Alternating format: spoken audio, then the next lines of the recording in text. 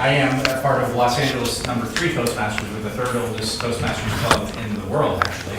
But I'm here today representing also District 52. District 52 is the area that our Toastmaster club and this Toastmaster club will be part of.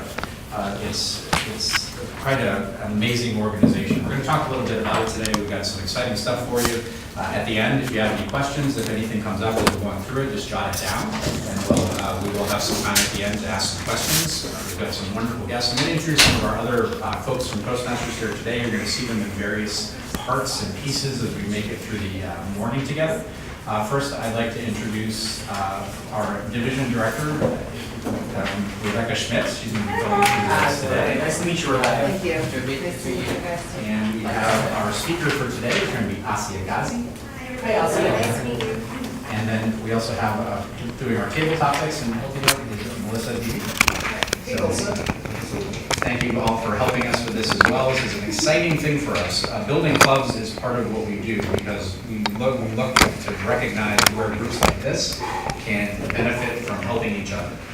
Toastmasters International, real quick, that's me. Because they told me I had to put my picture on the screen. So you see my designations there. As you learn a little bit, you start to build on your educational goals in Toastmasters. So I've been through a few speeches in the leadership portions, which we'll talk about. So what is Toastmasters? It's a communications and leadership training program, not just for learning, but also to put it into practice. Every opportunity you take and have to participate in a meeting puts all of these lessons into practice. You may be a speaker for a meeting, so you prepare a speech. Sometimes it's about, it's about whatever you want it to be about. But it's a building blocks approach in the education system, which is wonderful. So you start right at the beginning. The very first speech that you do is called an icebreaker because it's about getting to know you. And it's not just these, okay, well, I went to school here, I grew up there, things like that. It's that story, that wonderful story. How many of you have a story that people like you to tell? Like when you go to when you're with your family for the holidays, or you're with your friends, and they're like, oh, you got to tell them this story because it makes them laugh, it makes them cry. Does anybody have a story like that? All right, thank you.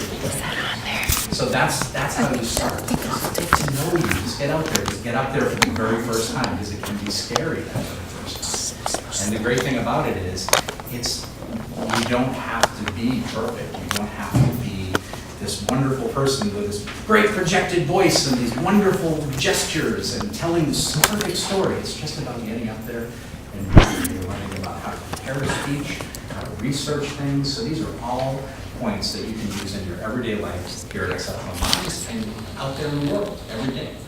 Our leadership portion of that as well. And we have some volunteers from your group today. We have some different functionary roles. If you're filling a functionary role, can you raise your hand today? So here's 3 of your own people that are going to be helping out with a little bit of a mini meeting that we're doing in a little while as part of this. And in a regular Toastmaster setting, that is a step towards a leadership role because you're learning about leadership in a lot of different ways. You're learning how to organize meetings, how to make things happen on time, even though we were 15 minutes late today. So my apologies for that. So I'm still working on that. So these are some of the ways that you participate. Now these are internally run. If you decide to become a club here at Exceptional Minds, this is your club. Toastmasters International is an organization that's been around for almost 100 years, and there's clubs everywhere. Right there, exactly. Established in 1924. And there's over 300,000 members worldwide. So you always have the support. You can reach out anywhere in the world if you're traveling. If there's a Toastmasters meeting you want to go to, you can go. You can participate, you can just go and watch, you can meet people. It's an amazing experience. They're an amazing group of people. All throughout the world, there's almost 16,000 clubs, again, in 142 countries and growing. So there's a lot of ways to say something. If maybe your voice was, so no one could hear you because you were out here talking. Now, I could say that one of a million ways to you. I can't hear you when you talk. That doesn't really help me. You really need to speak up. That's not really a nice way to say something necessarily. Now, if I instead say, you did a great job with that body language, one thing that could really help you today is if you maybe raise your voice just a little bit, project it to the back of that room so those people back there could get your lesson too. That's going to help everybody. Which one feels a little better? There we go. Lots of number twos go up. That's great. So it's talking about performance. It's also how you choose your topics and how you really give your own presentations. Our meeting management, starting on time, once again. Getting everything you need for the meeting, making sure everybody has the agenda, making sure that everybody has the pieces and the parts they need to get something out of it and enjoy it. Your organization skills yourself. You learn that at the speech level, at the leadership level, at the meeting level, and if you branch off into some of the bigger events and in the district, it can be a huge help. Our interpersonal communication is a huge thing. Every day in life, every day at school, every day at work, you have to deal with people. I don't know, I like not to adult if I don't have to. So I know that it can be really challenging to not want to deal with people. There are days that I put my phone to voicemail, put my responder on my email, and just kind of do my own thing because I don't want to have to. But finding those ways, diplomacy, finding those ways to really interact and get your message across in a meaningful way is important. Confidence. How many people were scared to death to even come to this meeting today? It's okay. Be honest. Be honest, it's okay. Just a little bit nervous. Just a little bit nervous? Okay, maybe not, maybe scared to death is a little strong. But the confidence to stand up and address people, the confidence just to be one-on-one with somebody, sometimes it's just about that. Sometimes it doesn't need to be a room full of people, a big stage full of people. Sometimes it's nerve-wracking just to be in that one-on-one meeting. Your boss calls you in, your teacher calls you in, maybe your friend calls you in on something. It can be a little nerve-wracking sometimes. So this program gives you that confidence to be sure of yourself, to be able to know that you're going to be able to give your message, to understand their message, and communicate well together. And your leadership confidence. Now, not everybody strives to be a leader necessarily. Maybe you don't want to be a vice president somewhere or a manager somewhere, but there will come a time in your life, whether it is at that level, whether it is maybe part of a team. You guys work as part of a team as developers. It's not an individual job. You have your part of it, but as a developer, you're working as part of the team always. So to be able to find your way to lead, maybe you're not even in charge of that team, but there's going to come a time when the input you need to give may lead that team down another direction. So knowing that you have the ability and those tools to put into place, and that everybody else around you understands those tools, and it's going to make sense to you. So these are some of the ways that there are opportunities to improve.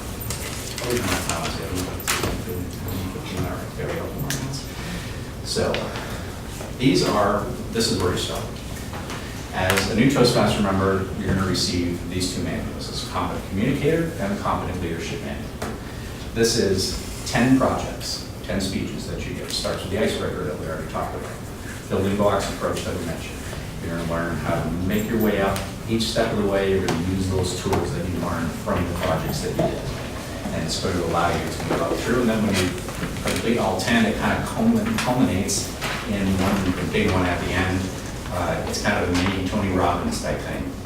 You're doing you work all the way up through, and those last few we're talking about inspirational speaking and things like that. So you get your opportunity to really get out there and put it all together and dazzle everybody. The projects are the standard speech, the first one you do is about 4 to 6 minutes, then it goes 5 to 7 minutes. That's kind of the standard speech time, up until you get to the end, and then you get up into some 10-minute speeches.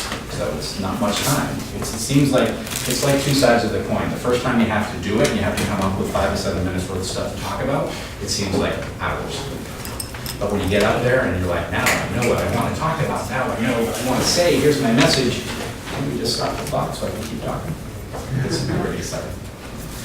The Competent Leadership Manual is a series of projects that teach you leadership. Some of them are the same projects. For instance, we have people that are filling the timer role today. Now, as a timer, you may do the timer role 4 or 5 times in your leadership track, but each time it's about something a little different. Maybe this time it's about time management specifically.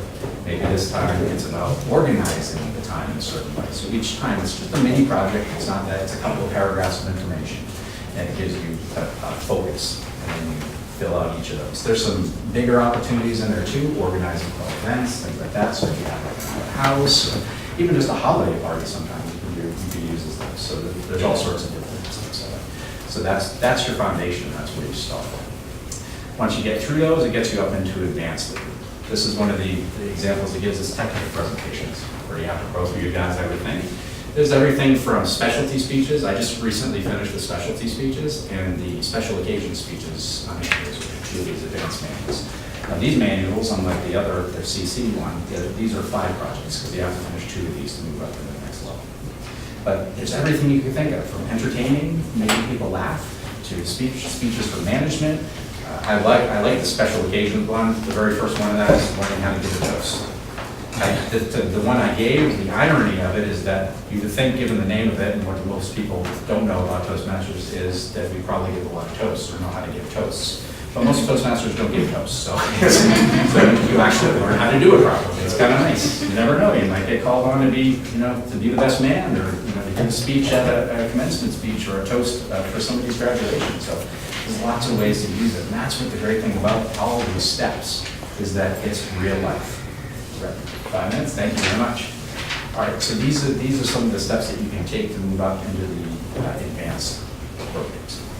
So what can you do with it? We talked about some of this. You're going to gain confidence. You're going to increase your opportunities for professional advancement. Okay, here's the cool story. I think it's cool anyway. It worked out well for me. I started with the Auto Club as a call taker. I went into the call center. I was the guy, if any of you have AAA, if you break down and call, I was the guy that answered the phone. Said, where are you at? Yep, I'm the guy who made that happen for you, who got the tow truck on the way, making $11 an hour. That's what I started out doing, AAA. I started Toastmasters, and within a year, I received a promotion to a position that I didn't even know existed. It was a reward and recognition program. It was one of those jobs where like, oh really, I can do that? That's cool. It was making programs for the call center agents so they would feel motivated to do their jobs and reward them. So I was promoted to that, doubled my salary in about a year. And then I continued on, and as I made my way through this path, I went from that job to the manager who was in charge of the entire department that encompassed rewards and recognition and quality assurance, decided she was going to retire. So they gave me her job. That's the type of advancement that you see every day with Toastmasters. Becoming recognized as an expert in your field. You guys are already on that track. There's somebody, I was fascinated when you guys explained to me about how this works, that there is a studio right here that you guys have the opportunity to continue on with your, not just your studies, but to really put that into action.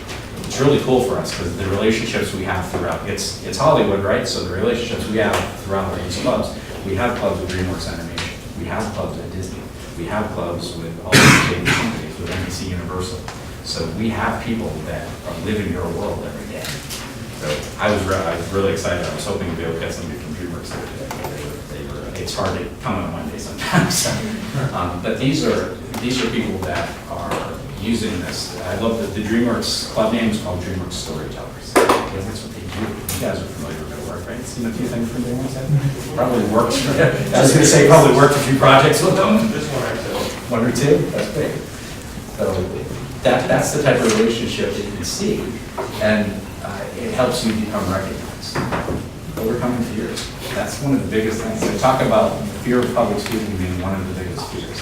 There's various schools of thought on it. Some people say it's the most scary thing, and some people say it's in the list.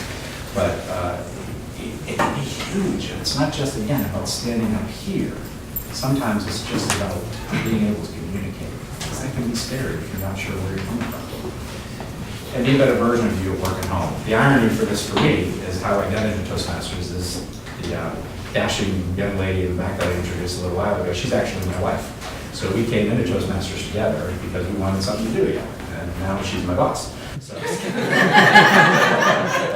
been with Toastmasters for about 2 years now. And he's Happy birthday to your son. Thank you very much. Yeah, just a couple of days ago. So he's 18 and he makes sure we don't forget. So, but even for him, he realizes these benefits, and he's actually on track of finding his own plug to be my Toastmaster. So, this is some great things. These are some of the things. You guys right now don't have to worry too much about this, but they have us put this in here just so you can talk about it. It talks about the investment that you make. So, per person for a 6-month membership is $45. There's a one-time fee of $21.60. That gives you your manuals and everything, and then the charter fee, which under $35. So that gives you an idea of the investment. So you're talking literally change a day for a membership per year.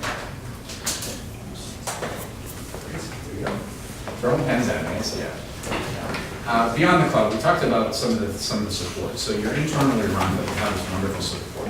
As the club officers, you actually have some officers that will help run the club, a president, a vice president of membership, a vice president of education, vice president of, let's see, what am I forgetting? Vice president of public relations, thank you, that's the other VP.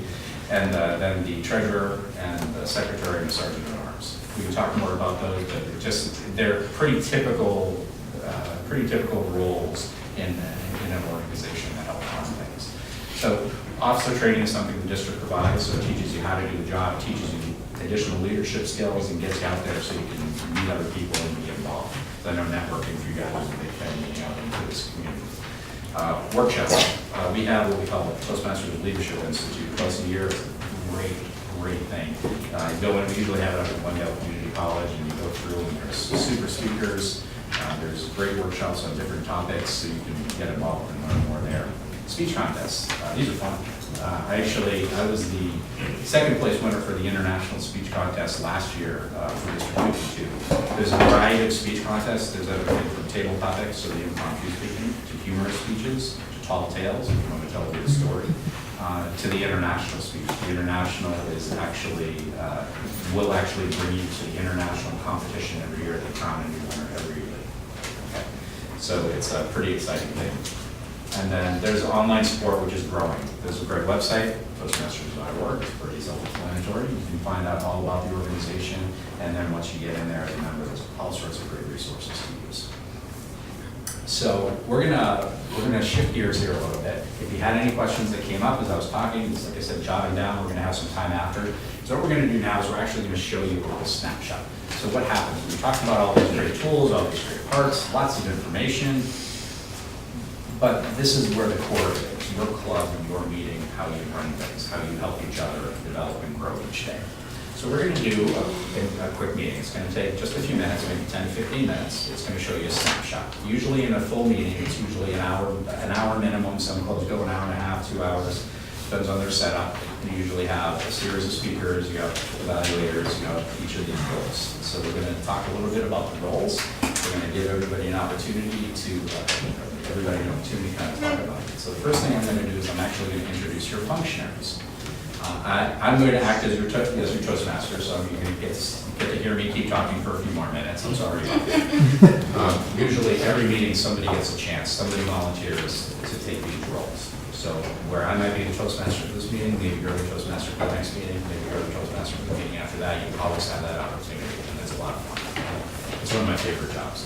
So as a Toastmaster, I'm going to introduce my functionaries, because you don't do it by yourself as Toastmaster.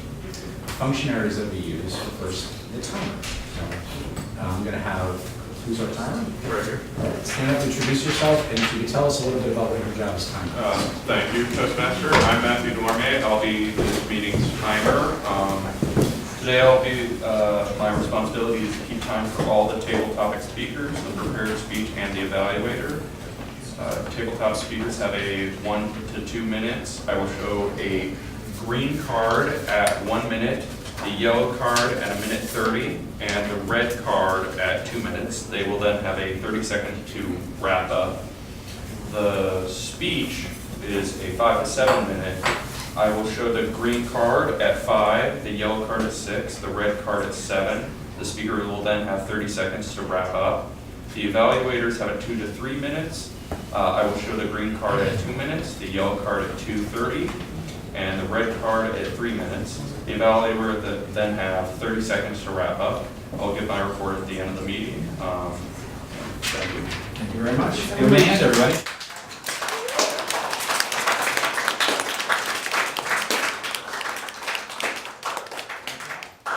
Our next functionary for today will be our icon. Who's our icon for today? Hi. Hi, you want to introduce yourself and tell us about your role today. My name is Xavier Romo, and today I will be the all counter. My responsibility is to keep track of any crutch words of anyone who speaks in our meeting today. This includes us, ums, likes, you knows, so's, and buts, and any other words that don't have a clear purpose. I will give my report at the end of the meeting. Thank you. Thanks.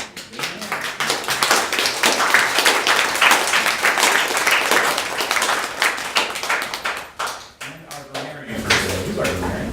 Hi, I'm Quinn Wright. Today I will be the grammarian, and my responsibility is to keep track of any misuse of grammar, interesting turns of phrase, and how many times we use the word of the day. The word of the day is gratitude, which is to be thankful, and to my understanding. I will give my report at the end of the meeting. Very good, thank you.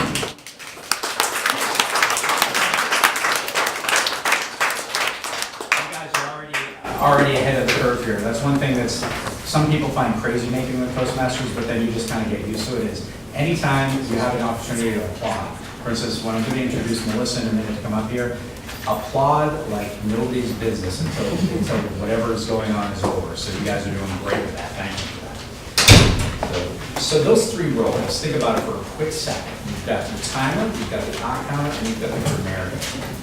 Can anybody see where the benefit of that could be in even just day-to-day conversation? How many of you have been maybe on a conference call or been in a phone call or talked to anybody and been like, ooh, and they'll talk to you, and like, well, you know, I've been there a few times, yeah, and then, have you ever caught yourself being like, you say that one word an awful lot, and so much so that maybe it distracts you from what they're actually trying to say. Sometimes so this is some of the benefit of that. The timing is important. If we don't keep track of how long we're speaking, not even in this aspect, sometimes you only have a certain time. Ever done a project pitch before? So you get up, if you have to pitch a project, you don't get it all day, do you? You've got a meeting spot, you've got to go in and make your point and get that project through. And then our grammarian, speaking properly helps. Those things you notice as well. If you hear somebody who consistently uses like slang or doesn't use the right phrasing, it distracts you. So these are the ways that these help you. So not meant to pick on you. It's just meant to give you it's another tool so you can communicate well. So our next person that we're going to introduce, I'm actually going to turn over the lectern to. I'm going to have her describe a little bit about what the importance of this role is and what we're going to do here today. So I'd like to introduce our table topics master for the morning, Ms. Melissa.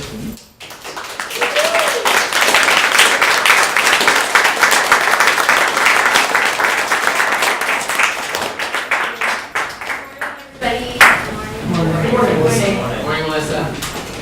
So table topics are really important because they help you think on your feet. For me, when I started in Toastmasters, I was very, very nervous to stand in front of a room full of people. I never would have done this 2 years ago, ever. You couldn't have talked me into it for $1 million. And this exercise just keeps you very quick. And you don't have time to think or prepare, you just start talking. For this exercise, we have 1 to 2 minutes. 1 is the minimum amount of time, and our timer will show you the card in the back, so pay attention to that. At 1 minute, should I repeat it? Yeah. So at 1 minute, you're going to see the green card. You still have time to talk. That's just letting you know that you have been up here speaking for 1 minute. And then at 1.5 minutes, you're going to see him hold up the yellow card, which lets you know you're at 1.5 minutes. And then the red card is going to be at 2 minutes, and you're going to have 30 seconds to wrap up whatever you're saying. I thought it was appropriate to remember that the topic be Thanksgiving. It's something to celebrate, right? Easy, I promise. And we have selected 4 people to do the table topic questions.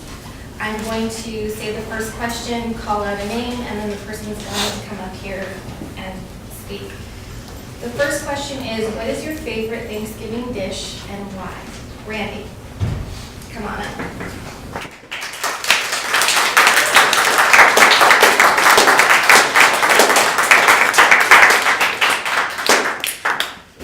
My favorite dish of Thanksgiving is stuffing. Some kind of stuffing, corn stuffing, veggie stuffing, you name it, I love it. Lots of butter, it's delicious. It's so delicious. I also like any kind of veg with cheese. Lots of cheese. It's very good. Let's see. The turkey's great too. Love the turkey. I'm having Thanksgiving at my house for the first time. I just moved into a house a couple of years back, having all my family over. So I have to actually make decisions about what to serve. And that is a big part of it because I'm in charge of the turkey and the sides. So I have to choose all my favorites. I'm gonna make a bunch of stuffing, of course, in the turkey and out, lots of veggies.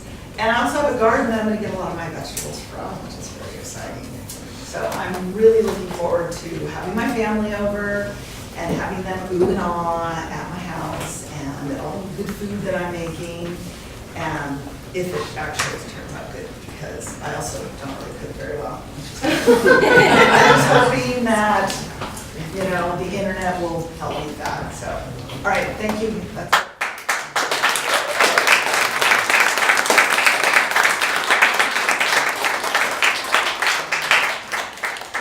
Thank you, Randy. Pretty simple, right? My second question is, what are you grateful for this year? And I'm going to call on Alyssa.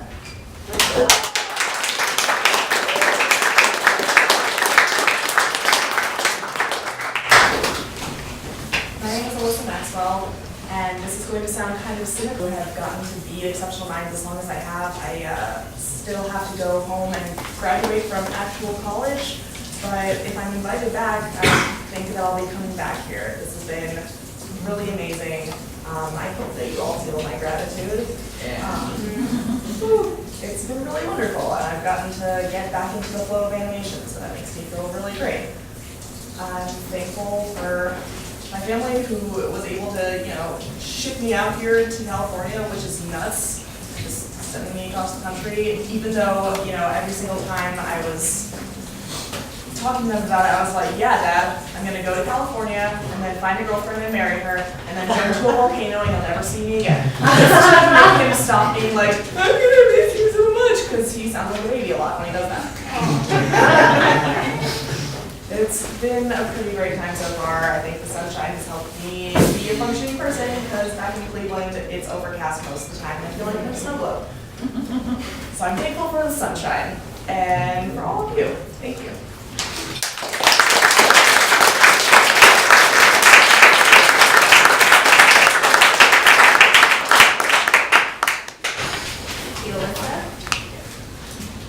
My third question is, what is a family tradition you have at Thanksgiving? William.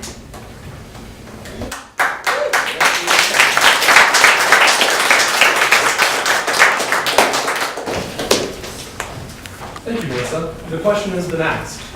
What is a favorite tradition of mine, family tradition of mine at Thanksgiving? Every year, during Thanksgiving and the holidays in general, we go to my grandmother's house. Now, my grandmother and grandfather had 8 kids, and all of their kids had several kids as well. The amount of cousins that have to show up is insane, and now all of our cousins are having kids themselves. We have family sports games. There were jokes when my mom was younger that they could have formed a baseball team by themselves. So we actually have enough relatives at this point to actually have large sports games against each other.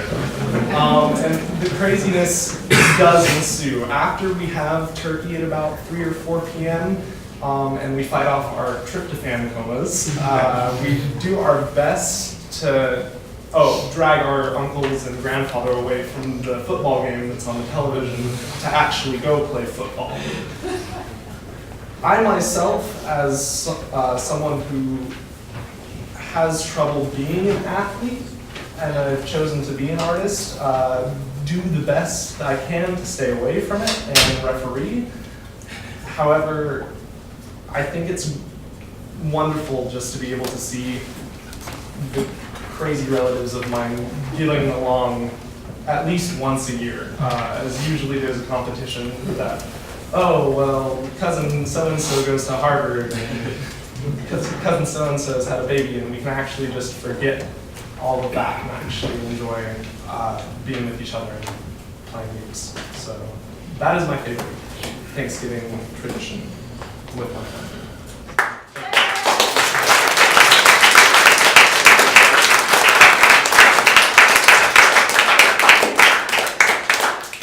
William, I know how you feel. My mom is one of 9 children. I have 13 cousins, just on my mom's side. My dad's one of 4, so it's a lot. Wow. turkey at your Thanksgiving, and what do they use? What is their recipe? Benjamin.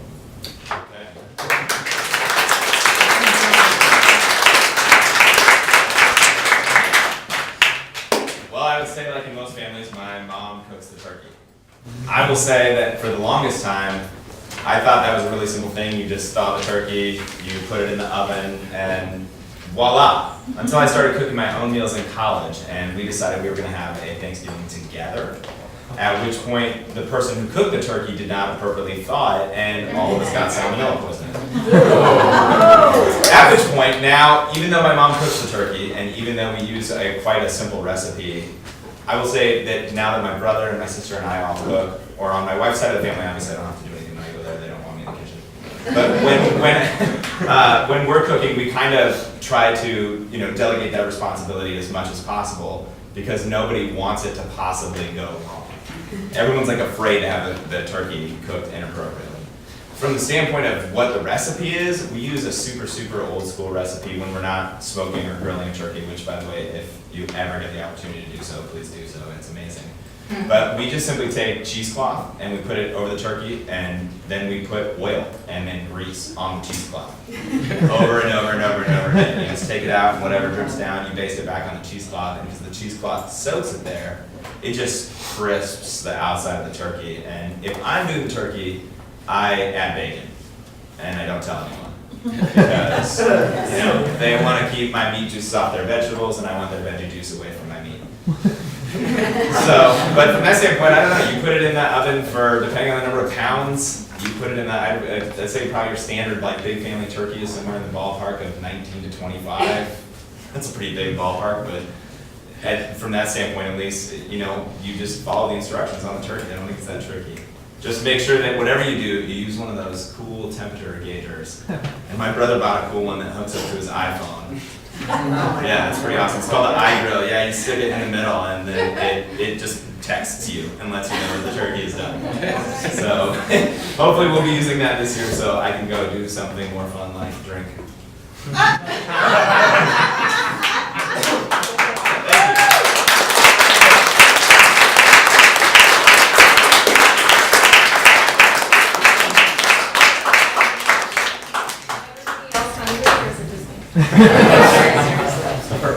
Table topics is now over, and I'm going to welcome our Toastmaster, Kevin, back up here.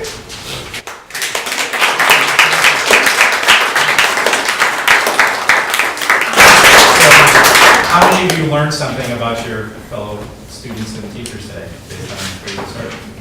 How cool is that, right? They didn't know those questions. That was true impromptu. We did tell them that it was going to be Thanksgiving. That's all we told them. So sometimes we'll know that, sometimes we won't. So those were some amazing responses. I had, talking about the turkey, my dad lived in Northern California for a number of years and years ago, way up north, like near Oregon, and he raised a turkey one year. And that turkey got so big that he actually, once they did away with it, they actually had to cut it in half down the breast. It was too big to fit in the normal oven. So we actually had to cut it in half, turn it on its side, and put it on those big, like Costco-sized baking trays. So yeah, Thanksgiving and Christmas. Yeah, big trip. That was the only time we ever did it. So that's okay. So that gives you an idea about our table topics and impromptu opportunities. Everybody has that opportunity, and you have that opportunity to be table topic masters, so you can come up with those. There's lots of resources online. If you're not sure about what you want to ask, you can always Google that. Google it this afternoon, table topics for Toastmasters, and you'll get all sorts of topics and ideas. But ultimately, you find what makes sense to you and make it fun. So, and the great thing about table topics too is you don't have to necessarily totally answer the question or tell the truth. It can be a tall tale. It can be a roundabout way to kind of tell what you want to tell and then come back to it. If there's some loose connectivity there, it's good. But, so it's lots there. So our next portion of the meeting is actually our prepared speeches. Our prepared speeches brings you back to those manuals about what happened in communication and learning how the fundamentals of public speaking. Today we're very fortunate. Our speaker today is she's been with the Toastmasters for some time now. She's been a wonderful, just a wonderful attribute to have for both the district and our clubs. She's part of Rebecca's club, of her personal development Toastmasters. She's She's just a fabulous, fabulous person. So she's going to tell you a little bit about her journey into Toastmasters, so you can understand a little bit about what happens there. So please join me in welcoming Ms. Asi Gatz.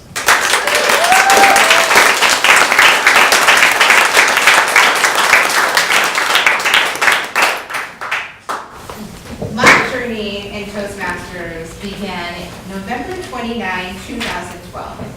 And I remember that day really well because it was the first time I actually walked into a Toastmasters meeting. I had no clue what Toastmasters was. In fact, I actually was thinking, is Toastmasters something about toasting? Does it have to do with toast? I didn't know. I didn't know. And I heard about Toastmasters through a friend of mine who had incidentally never joined Toastmasters herself. And on our walk, we were talking about it and she said, I think Toastmasters is a public speaking school. So I said, okay, well, I'll go check it out. I don't mind, let me see what it's about. So I walked in on November 29, 2012 into my very first club called Cosmopolitan Tech Toastmasters. And the reason they called themselves Cosmopolitan Tech Toastmasters was because they were one of the first people in our district who allowed people to do speeches using PowerPoint. And I actually liked that. So I walked in, and the meeting was just like this. Everybody was so friendly. Everybody wanted to have me come in and, actually do a table topics. And I actually won my first best table topics ever on that night. I still haven't won another award yet, but I'm hoping I will win another award soon. But that night I won my first table topics master award and for best table topics. And I loved the camaraderie. I loved the topics that people were talking about in their speeches. And I just loved the idea of being a part of something that I actually joined that very night. And I became a Toastmaster. In 4 months, I was so excited. In 4 months, I completed my Competent Communicator Manual. That manual that Kevin was just showing you earlier, I completed it in 4 months. Usually it doesn't take people 4 months, it takes them longer. But I was too excited. I just wanted to speak everywhere. And I started becoming friends with as many people as I could and started going to all these different Toastmaster events so that I could be able to speak as much as possible because I just like talking a lot. So why not join Toastmasters and be a speaker and learn a lot of things at the same time?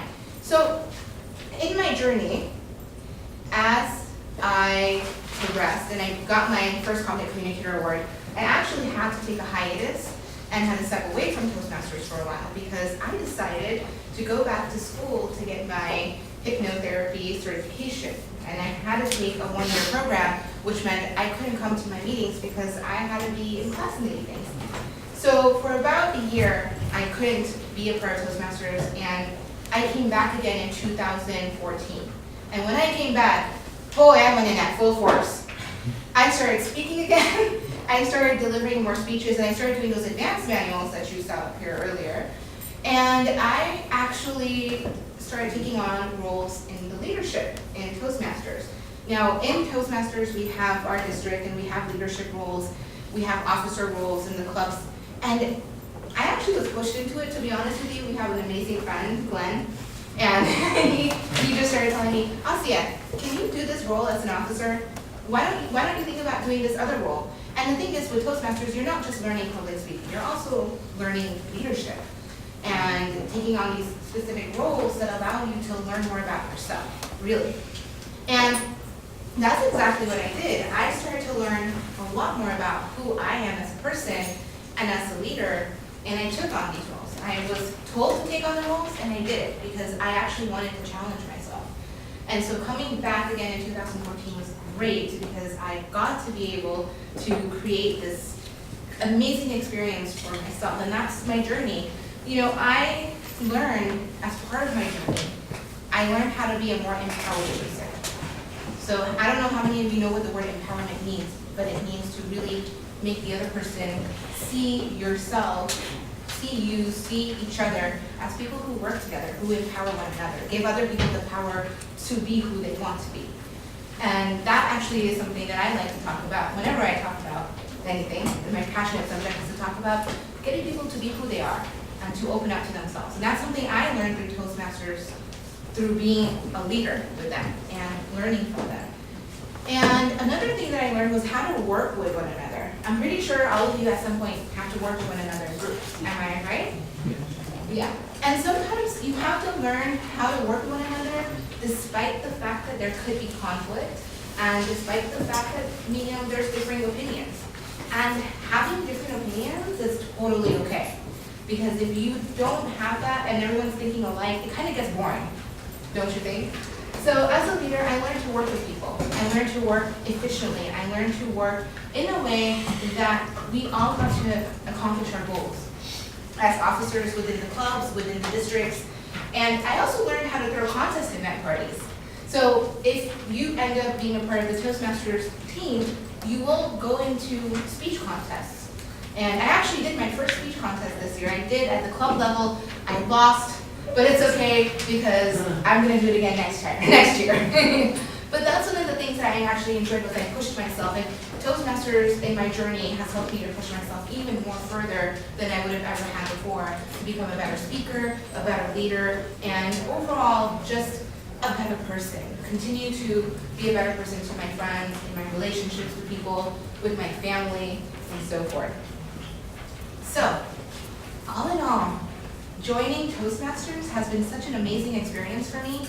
And November 29, 2012 is the date I will never forget, because that was the date that truly, I feel like my life had begun.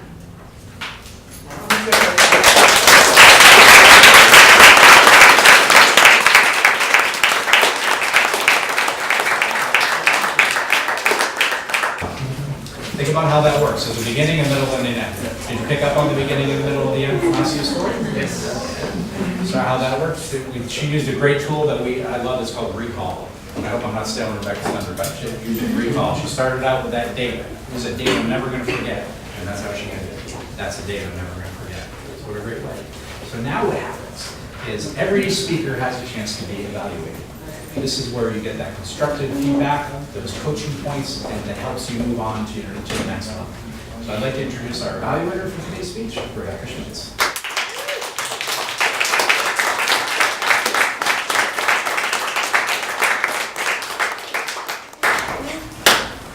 Fellow Toastmasters, honored guests, thank you for having us here today. Most importantly, my good friend and colleague, Asia. Asia, today you spoke with us about your journey in Toastmasters. You spoke from the Competent Communicator Manual, project number 3, which I believe is organize your thoughts. So if I'm correct on that, and I think I am, it's the goal of this is to basically think about what you want to talk about, come up with a beginning, a middle, and an end. Just keep it simple, communicate just something about yourself to the people around you that they might find interesting, that you find to be compelling, and that you feel like sharing. It could be about Thanksgiving. It could be about something as deep as what you want to do with your life or why you moved across the country, or it can be about your personal transformation. Asia, through communicating with us today, we learned about why you are who you are today, and that is that you discovered part of your goal, personally and professionally, is to become someone who empowers others through leading by example. I don't know about you guys, but for me, that was really, really motivating and very inspiring to hear. And I see you lead by example on a daily basis, and I've watched you grow in the time that I've been in Toastmasters. So I see how this works. Cameron shared earlier with you about how he's had promotions within his work life.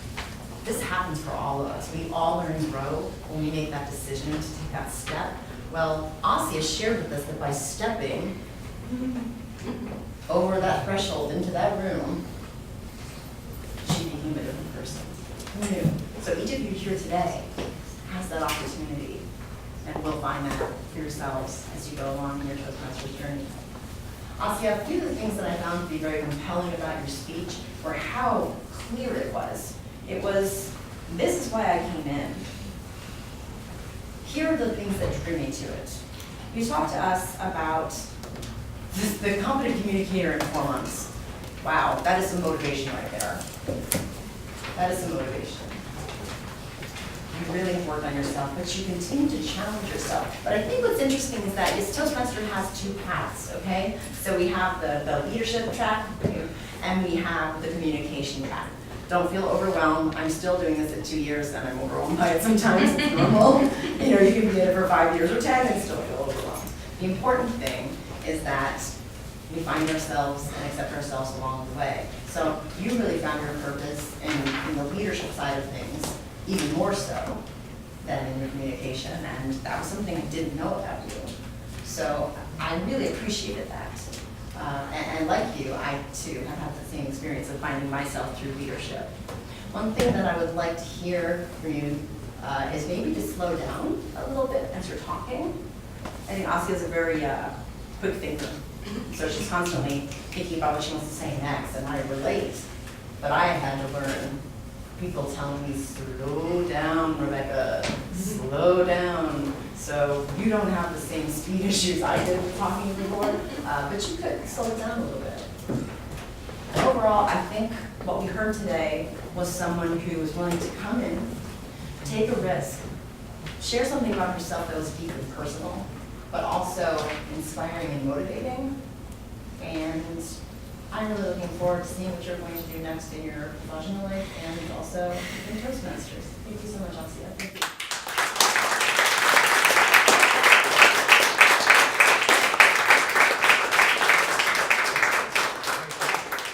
So, how many of you got something from that evaluation, heard something meaningful there? No, that's okay. You had to scare me there for a minute. Do you see the value in how that feedback works? Do you feel comfortable that you would feel okay with speaking or talking about something and have somebody give you feedback that way? A few minutes, okay, very good. All right, so that in a normal meeting setting, you'd have a few speakers and a few evaluators. We did the one just to show the example today. So going back to our leadership, we had our functionaries today. So we're going to ask for functionary reports real quick, and then we'll move on to finish up those. So timer, could I have a timer report, please? All right.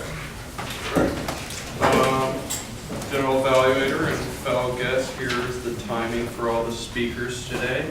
On table topics, Randy, you ran at 1 minute, 19 seconds, and 0.83. Alyssa, you ran at 1 minute, 20 seconds, 0.95. William, you ran at 1 minute, 53.75 seconds. And Benjamin, you ran at 2 minutes, 11 seconds, 0.8. For a prepared speech, I apologize if I messed this up. Azia Ghazi, you ran at 6 minutes, 20 seconds, 0.22. And evaluator Rebecca Schmidt, you ran at 3 minutes, 53 seconds, 0.97. Thank you very much.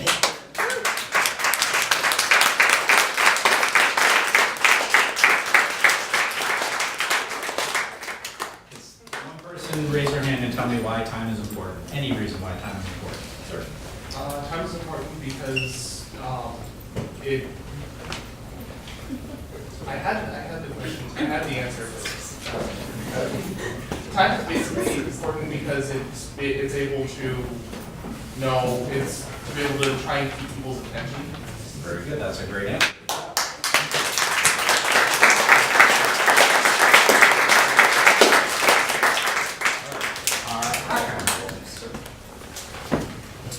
Mr. Toastmaster, and fellow guests, here is the all-counting report for today. Overall, everyone did really, really well. For the table topics, Randy, you had one that you used, but overall, like I know being up there in impromptu speeches, that can be really, really difficult.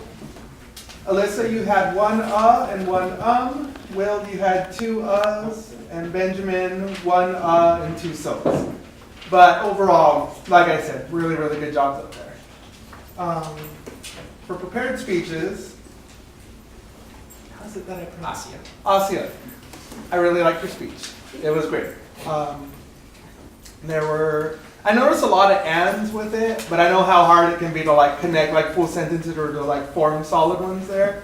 And you improved over the time. From the beginning of it, there were a lot of ands that were there. But as you carried on, they spaced out more, and I only counted one so that was in there as well. That is my report.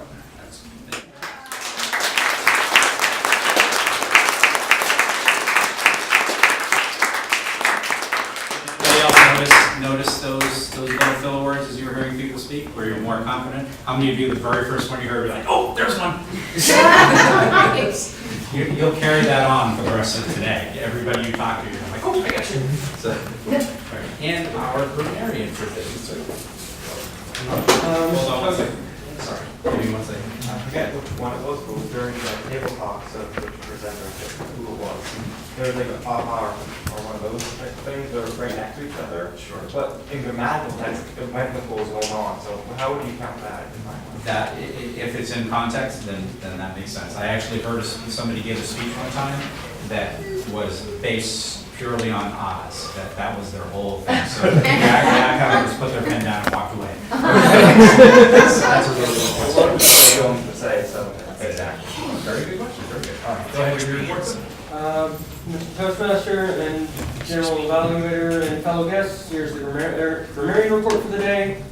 Only Alyssa used the word of the day, and the only use of grammar or interesting turn of phrase I noticed was even more further by Ozzy. That is my report. Thank you.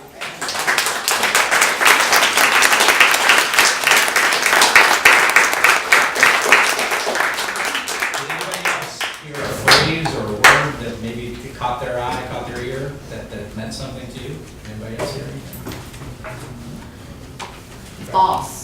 Oh, yeah. Yes. Specifically the phrase, my wife is now my boss. Anybody else like that? Yes.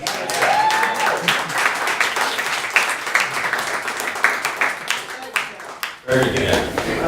No, sorry we asked that question. I like Thanksgiving. You like Thanksgiving? Now I'm hungry. That happens. I once gave a speech on the perfect turkey sandwich. Everybody, they almost wanted to stop the meeting. So, from what you saw today, how are we doing on time? We need to wrap up for you guys. Okay, we're going to finish up for you today. Let's put your mind on. So, we're going to get to the question in a second, but from what you saw today, did anybody see anything that made sense of value that you could incorporate into your time here with Exceptional Minds or in your day-to-day life? What did you do? Well, I think it was when you asked a question about time, and I was thinking, yeah, time's not wasteful. It's not something to waste. It's not something to use just to throw away. Every minute is precious to you, and you want to use it in the right way. Right? Especially when you're a public speaker. With every or or everything you say, you could have taken that few seconds to do big stuff yourself. So you just got to keep going and going and going. Great. Thank you, Luke.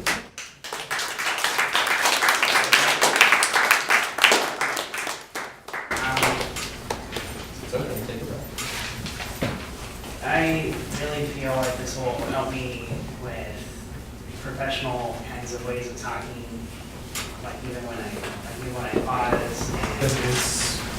Programs can really help people with not only being able to catch themselves when they hit their filler words, but also to build their self-confidence. And because going up in front, like anyone can remember going at school saying, "Oh, you have to present this in front of the teacher, in front of the entire class," and you're just like sometimes I see friends that are like visibly shaking while they're doing it because they're that nervous. I think Toastmasters can really, really help build confidence and help just say this is the safe environment for you to be able to say those, but it will also help you correct those and catch you. So it's excellent. Very good.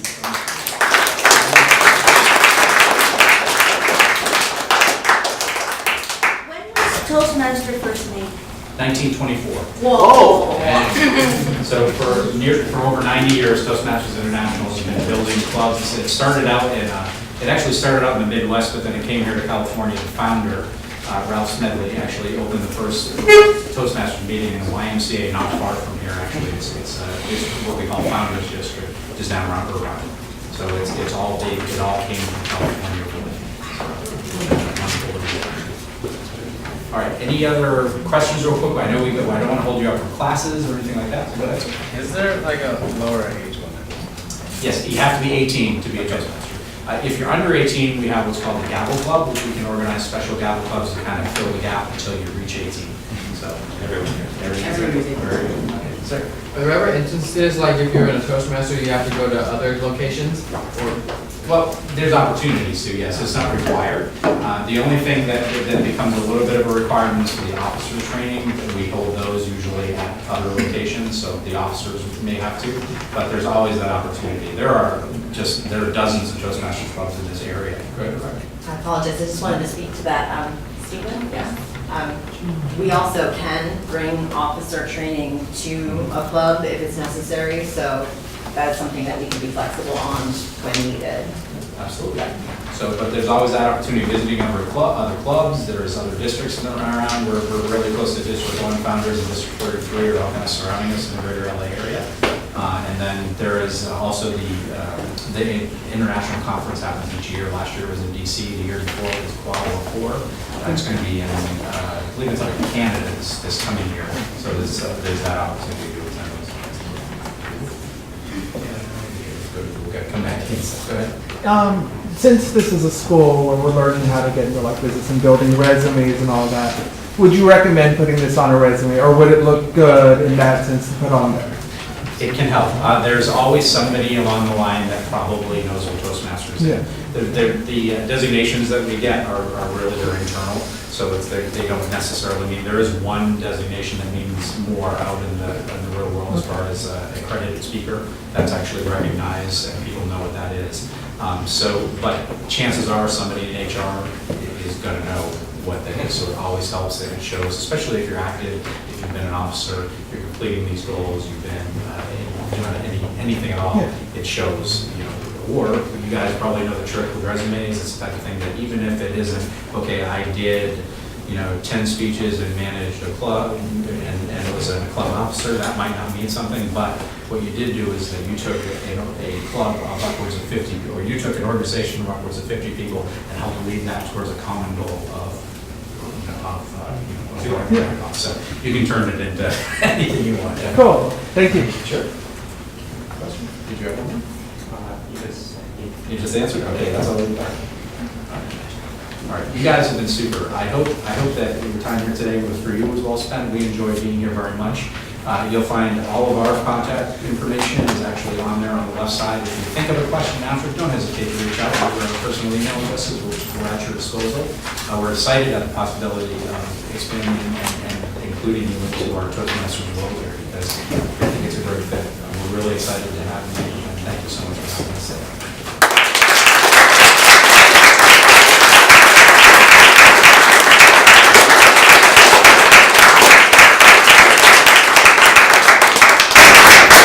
On behalf of Exceptional Minds, we really appreciate the time and that you've taken out of your busy Mondays to come and demonstrate for us, work with us, dazzle us, and inspire us, and we look forward to working with you.